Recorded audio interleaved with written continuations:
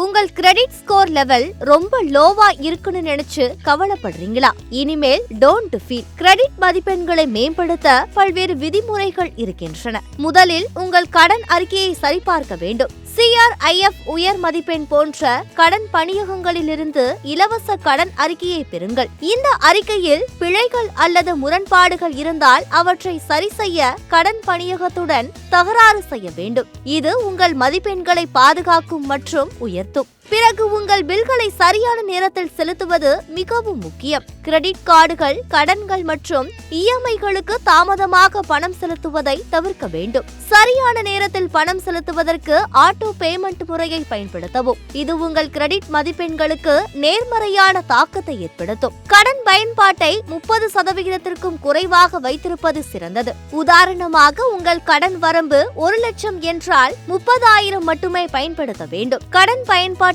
குறைக்க credit card நிலுவைத் தொகையை உரிய தேதிக்கு முன்னே செலுத்துங்கள். இது உங்கள் மதிப்பெண்களை மேம்படுத்த உதவும். நிலுவையில் உள்ள கடன்களை முதலில் செலுத்துங்கள். இது தவிர ஸ்னோபால் மெத்தட் அல்லது அவலான்ச் மெத்தட் ஆகியவற்றை பின்பற்றலாம். ஸ்னோபால் மெத்தட் என்றால் சிறிய கடன்களை முதலில் செலுத்துவது. அவலான்ச் மெத்தட் என்றால் அதிக வட்டி விகிதம் கொண்ட கடன்களை முதலில் செலுத்துவது. இந்த முறைகள் உங்கள் கடனை விரைவாக தீர்க்க உதவும். மேலும் பாதுகாக்கப்பட்ட கிரெடிட் கார்டு எடுத்துக் கொள்ளவும். மிக குறைந்த மதிப்பெண் இருந்தால் நிலையான வைப்பு தொகைக்கு எதிராக பாதுகாக்கப்பட்ட கிரெடிட் கார்டுக்கு விண்ணப்பிக்கலாம். இது உங்கள் கிரெடிட் வரலாற்றை பராமரிக்க உதவும். உங்கள் கடன் கலவையை பன்முகப்படுத்துவது கூடுதல் பயனளிக்கும். பாதுகாப்பான கடன்கள் மற்றும் பாதுகாப்பற்ற கடன்களின் கலவையை வைத்திருப்பது உங்கள் மதிப்பெண்களை மேம்படுத்த உதவும். பல கடன் விண்ணப்பங்களை தவிர்க்கவும். அடிக்கடி கடன் விண்ணப்பங்கள் உங்கள் கிரெடிட் மதிப்பெண்களை குறைக்கும். கடன் விண்ணப்பத்துக்கு பிறகு நிராகரிக்கப்பட்டால் மீண்டும் விண்ணப்பிக்காமல் காத்திருங்கள். இந்த வழிகளை பின்பற்றுவதன் மூலம் உங்கள் கிரெடிட் மதிப்பெண்களை விரைவில் மேம்படுத்த முடியும்.